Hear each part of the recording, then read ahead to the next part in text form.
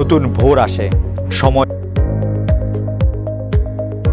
একমাত্র এই বান্দা কয়ে গেছিল আমরা মানুষ বাংলাদেশকে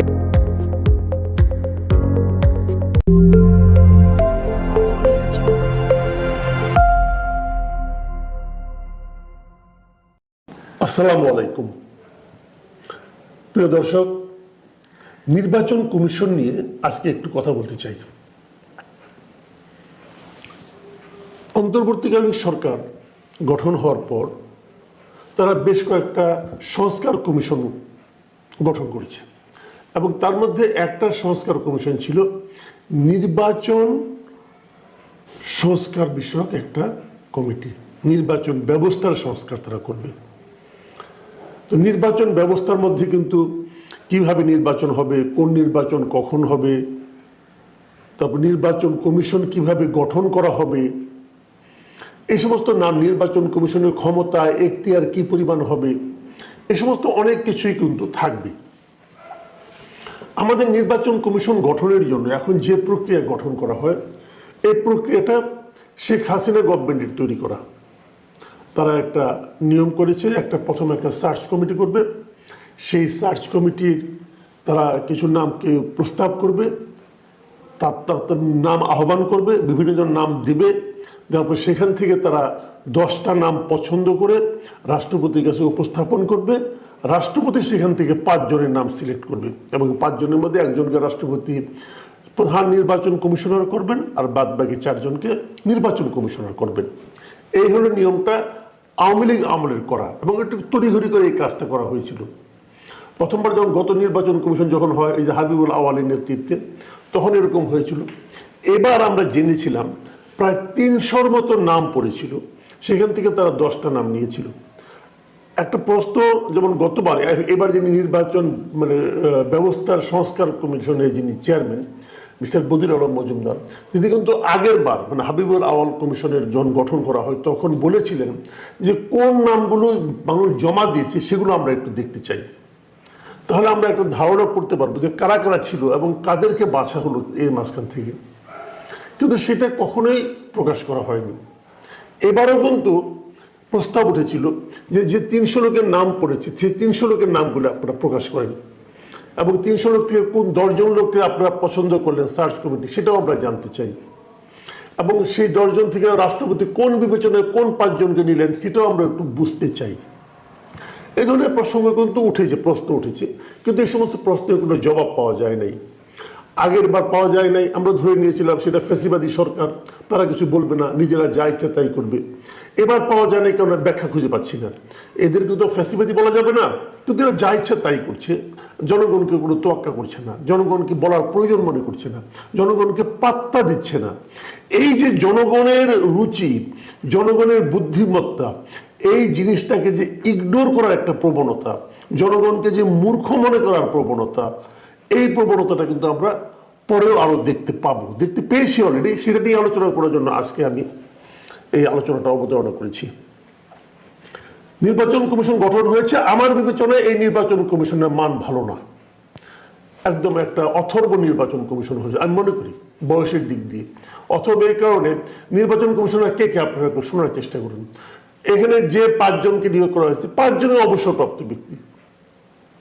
আমি অবসরপ্রাপ্ত ব্যক্তিদের দিয়ে নির্বাচন, আচ্ছা আপনারা একটা কথা বলেন, কে কে আমি আগে বলে নিই।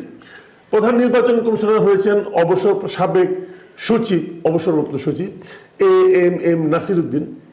তারপরে আর কে আছেন, 4 জন নির্বাচন কমিশনের মধ্যে একজন হলেন সাবেক অতিরিক্ত সচিব মোহাম্মদ আনোয়ারুল ইসলাম সরকার, সাবেক জেলা ও দায়রা জজ আব্দুর রহমান মাসুদ, সাবেক যুগ্ম সচিব বেগম তাহমিদা আহমেদ এবং ব্রিগেডিয়ার জেনারেল অবসরপ্রাপ্ত আবুল ফজল মোহাম্মদ সানাউল্লাহ। আচ্ছা, এই লোকগুলিকে যার যার চাকরিতে, কেউ আর্মিতে ছিলেন, কেউ দায়রা জজ ছিলেন, কেউ আমলা ছিলেন, 2 জন আমলা ছিলেন, 3 জন আমলা ছিলেন, একজন সচিব, একজন অতিরিক্ত সচিব, একজন যুগ্ম সচিব। আচ্ছা, এরা সবাই অবসর পেল কেন? একটা কথা ভাবুন, অবসরটা কেন পায়, অবসর দেওয়া হয় কেন, এর মূল ফিলোসফিটা কি? মূল ফিলোসফিটা হলো যে তোমরা অনেক সরকারকে দিয়েছো, দেশকে দিয়েছো, তোমরা চাকরি করেছো, বাট তোমাদের এখন বয়স হয়ে গেছে, তোমাদের আগের মতো কর্মদক্ষতা আর নাই, বয়সজনিত কারণ, এটা সবারই হয়, বয়সজনিত কারণ নাই, অতএব তোমরা রেগুলার চাকরি করতে পারবে না, তোমরা এখন অবসরে যাও। তো যে লোকটাকে আপনি অবসরে পাঠিয়ে দিলেন, তাকে আবার তার চেয়েও গুরুত্বপূর্ণ দায়িত্বে নিয়ে আসা হয় কেন? নির্বাচন কমিশনের দায়িত্ব কিন্তু অনেক বড়। একজন সচিব, একজন অতিরিক্ত সচিব, একজন যুগ্ম সচিব, একজন জেলা দায়রা জজ, তারা যখন তাদের ওই দায়িত্বে থাকেন, যখন তারা পরিপূর্ণভাবে সক্ষম থাকেন শারীরিকভাবে, মানসিকভাবে, তখন তারা যে কাজ করেন তার চেয়ে কয়েক গুণ বেশি দায়িত্ব নিয়ে নির্বাচন কমিশনে বসতে হয়। তো যে লোকটা নাকি ওই আগের কাজটাই করতে পারছিল না, সচিব হিসেবে যিনি অবসরে গিয়েছেন, তাকে আবার এনে এখানে বসাতে হবে কেন? এই একটা ট্র্যাডিশন আমাদের এখানে চলে, এবং চলে বলে আমি মনে করি যে আমাদের নির্বাচন কমিশন যারা হন, তারা যে অধিকাংশই মেরুদণ্ডহীন হয়ে থাকেন, এর প্রধান কারণ হলো তাদের মেরুদণ্ড আসলেই তো বয়সজনিত কারণেই ঝুঁকে পড়ে। বয়সজনিত কারণেই তারা একটু মেরুদণ্ড দুর্বল হয়ে যায়। তো তাদের কাছ থেকে আপনি কিভাবে শক্ত কিছু আশা করবেন? বাট এই ট্র্যাডিশনটা আগের সরকার আমলে ছিল, এখনো তারা সেটাই ফলো করছে। যদিও এরা খুব বড় বড় কথা বলে এটা নাকি বিপ্লবী সরকার, এটা কোনো বিপ্লবের নমুনা আপনারা দেখাতে পারেন না, অন্ততপক্ষে ইলেকশন কমিশন গঠনের ব্যাপারে। আমি প্রথমে কি বলেছিলাম যে আমাদের জনগণের যে প্রজ্ঞা, জনগণের যে চিন্তা করার ক্ষমতা, জনগণের যে সিদ্ধান্ত নেওয়ার ক্ষমতা, সেটার ব্যাপারে আমাদের সরকারদের আসলে আস্থা নাই। তারা মনে করেন তাদের মতো করে না চললে, তাদের মতো করে না ভাবলে বোধহয় হবে না, জনগণ বোধহয় ভুল সিদ্ধান্ত নিয়ে ফেলাবে। তারা এই ধরনের একটা মানসিকতা পোষণ করেন। তারই একটা প্রকাশ আমি দেখলাম এই যে নতুন নির্বাচন কমিশন ওনারা গঠন করলেন, তাদের প্রথম দৃশ্যমান যে কাজটা, সেটা দেখে আমি অত্যন্ত হতাশ হয়েছি। এবং আমি মানে কি বলবো, ওই দিনই, যেদিন গত দুদিন আগের কথা, আমাকে আমার একজন সহকর্মী, একটা পত্রিকার মানে খুব সিনিয়র একজন কর্মকর্তা, সাংবাদিক, উনি আমাকে ফোন করে এই কথাটি বলছিলেন যে এটা কেন হচ্ছে। ঘটনাটা বলি আপনাকে। দুদিন আগে দেখবেন আপনারা বিভিন্ন পত্রিকায় একটা বড় ব্যাক পেজে একটা বড় বিজ্ঞাপন এসেছে, প্রায় 1/4 বিজ্ঞাপন, এক পেজের। সেই বিজ্ঞাপনে কি বিজ্ঞাপন ছিল, বিজ্ঞাপনটা আপনারা দেখুন, এই ছিল সেই বিজ্ঞাপন। সেই বিজ্ঞাপনে কি বলা হয়েছে, একজন লোক চিন্তা করছে এভাবে, মাথার উপরে একটা প্রশ্নবোধক চিহ্ন, আর উপরে লেখা নির্বাচনে কাকে ভোট দিবেন, নির্বাচনে আপনি কাকে ভোট দিবেন, একটু ভাবুন। ভাবতে বলছি, আমি ভাবনাগুলি পড়ি। দুর্নীতিবাজ ও অর্থ পাচারকারীকে ভোট দিবেন না, না বলা হয়েছে, ভোট দিবেন না, ভালো কথা। রাষ্ট্রীয় সম্পদ আত্মসাৎকারীকে ভোট দিবেন না, সন্ত্রাসী মাস্তান ও চাঁদাবাজকে ভোট দিবেন না, ভূমিদস্যুকে ভোট দিবেন না, অন্যায়কারীকে ভোট দিবেন না। তারপরে সবুজ কালিতে মানে সবুজ একটা বক্স করে সেখানে লেখা হয়েছে সৎ ও যোগ্য প্রার্থীকে ভোট দিবেন হ্যাঁ। তার নিচে লেখা নিজ উদ্যোগে সময় মতো ভোটার হন, নিজের পছন্দে ভোট দিন, সৎ ও যোগ্য প্রার্থীকে নির্বাচিত করুন। কে বিজ্ঞাপনটা দিয়েছেন? বাংলাদেশ নির্বাচন কমিশন। নির্বাচন কমিশন অর্থ ব্যয় করে এরকম একটা বিজ্ঞাপন দিয়েছেন। এখন এটা নিয়ে আমি 2-3টা প্রশ্ন করতে চাই যে এরা আসলে মানুষকে কি মনে করে? ভাই, এদেশের মানুষ কাকে ভোট দিবে তার ব্যাপার। নির্বাচন কমিশন কে? মানুষকে প্রভাবিত করা। নির্বাচন কমিশনকে আমাকে বলে দেবে আমি কাকে ভোট দেবো? আমি দুর্নীতিবাজকে ভোট দেবো কি দেবো না সেটা আমার ব্যাপার, আমি তো দেবই না, কারণ দুর্নীতি হলে আমার লস। এইটুক আমি জনগণ বুঝবো না, আপনি আমাকে বুঝিয়ে দেবেন ভাই? আপনি বুঝিয়ে দেওয়ার কে? আপনাকে কি বুঝিয়ে দেওয়ার দায়িত্ব দেওয়া হয়েছে?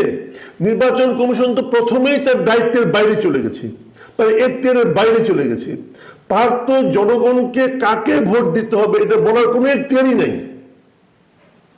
উনার এখতিয়ার হলো যে নির্বাচন জনগণ যাতে ঠিকমতো তার ভোটটা দিতে পারে, যাকে ইচ্ছা তাকে দিবে, সে যদি দিতে পারে সেই জিনিসটার ব্যবস্থা করা, সেই জিনিসটা নিশ্চিত করা, এটা হলো আপনার কাজ।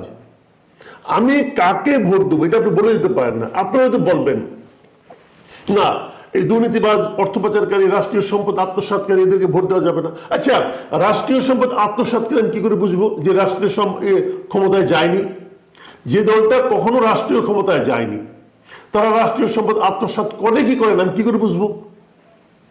এই অপশনটা ওরা এখানে কিভাবে দেন?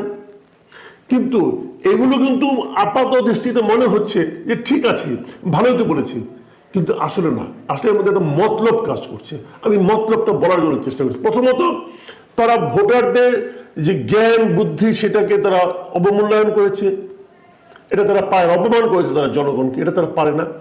যে কাজটা সবচেয়ে তারা খারাপ করেছে, নিচে যেটা লিখেছে যে সৎ ও যোগ্য প্রার্থীকে ভোট দিবেন। এই যে সৎ ও যোগ্য প্রার্থীকে ভোট দেওয়ার যে বিষয়টা, এটা কিন্তু আমাদের দেশের একটা রাজনৈতিক দলের স্লোগান। তারা বলে সৎ ও যোগ্য প্রার্থী তাদের দলে আছে, তারা এটা অনেকদিন ধরে এই স্লোগানটা দিচ্ছে, সেটা জামাতে ইসলামের স্লোগান। তাহলে এই নির্বাচন কমিশনকে জামাতে ইসলামের পারপাস সার্ভ করতে আসছে? যখন এটা আমার মনে হওয়ার পর আমি ওনাদের চেহারার দিকে তাকাই, আপনারা ওনাদের চেহারাগুলো একবার দেখাই আপনাদেরকে, তখন মনে হতে পারে হ্যাঁ, হতেও পারে এরা হয়তো জামাতে ইসলামের পারপাস সার্ভ করতেছে।